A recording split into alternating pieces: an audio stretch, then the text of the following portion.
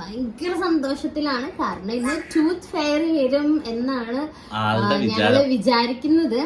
അപ്പൊ മാളൂട്ടി എന്തായാലും ഫസ്റ്റ് മാളസിന്റെ പല്ല് കാണിക്കും.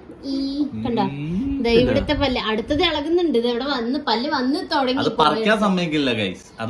എന്താ വെച്ചാ ഇത് ഈ ഫസ്റ്റ് രണ്ടാമത്തെ പല്ല് പോണതിന് മുമ്പ് ആദ്യത്തെ പല്ല് എടുത്തു വെക്കണം, എന്നാലേ ടൂത്ത് ഫെയർ വരുള്ളൂ എന്നാണ് മാളൂസ് പറയണത്.